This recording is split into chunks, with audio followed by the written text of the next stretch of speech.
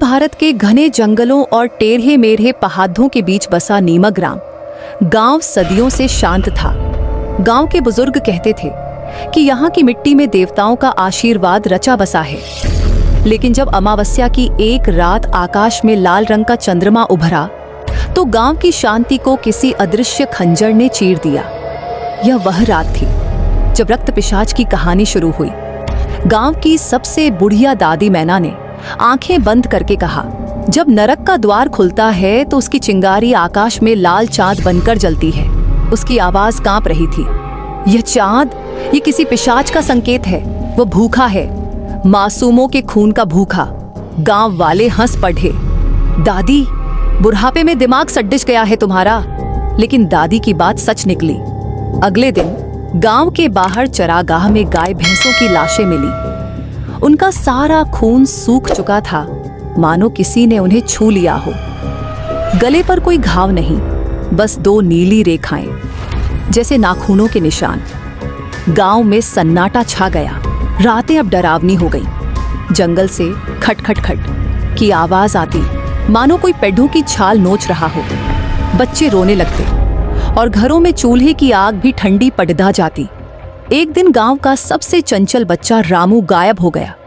उसकी मां ने सपना देखा, एक आदमी जिसकी आंखें लाल अंगारों की तरह जल रही थीं, रामू को घसीटते हुए कह रहा था, तेरा खून मेरी भूख मिटाएगा।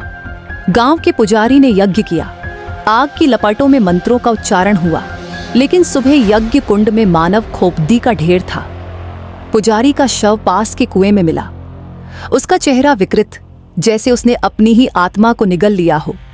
वीरू, गांव का जवान किसान, अब चुप नहीं रह सका। उसने अपने कुत्ते बंटी के साथ जंगल की ओर कदम बढ़ाए। रास्ते में पेड़ों की छाल पर खून के धब्बे थे।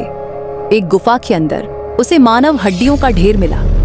तभी उसने एक परिचित हंसी सुनी। ही। वह गुफा के कोने में था भीखू, गांव का वह पागल भिखारी जिसे सालों पहले लोग भूल चुके थे। भीखू के हाथ में रामू का खिलौना था। उसकी आंखें लाल थीं और उसके होंठों से काला पदार्थ टपक रहा था। वीरू ने पूछा, तूने रामू को मारा? भीखू ने सिर हिलाया। नहीं, ये सब दोहद करता है। वह मेरे अंदर बैठा है, रक्त पिशाच। उसने मुझे चुना है। तभी गुफा की दीवारों से काले कीड़े निकले, छोटे पर नुकीले दांतों वाले। भीखू चीखा, भाग जा वीरू, ये कीड़े उसकी आंखें हैं, वह सब देख रहा है। कीड़ों ने भीखू के मुंह में घुसना शुरू कर दिया। वीरू ने आग जलाई। गुफा धू धू कर जल उठी। वीरू गांव लौटा, पर सब कुछ बदल चुका था। लोगों के शरीर पर काले कीड़े रेंग रहे थे। बच्चे पेड़ों से लटकते दिखे, उनकी नसों में कीड़े भरे हुए। गांव की औरतें पागलों की तरह हंस रही थीं। रक्त पिशाच ने हमें पवित्र किया है, अब हम अमर हैं। वीरू ने देखा, दादी मैना का शव एक पेड्डर से बंधा था। उसके मुंह से कीड़े निकल रहे थे और उसकी आंखों में वही लाल चमक। वह समझ गया, रक्त पिशाच कोई बाहरी नहीं था। वह तो गांव के डर, पाप और अंधविश्वास में पलकर उनके दिलों में बस गया था।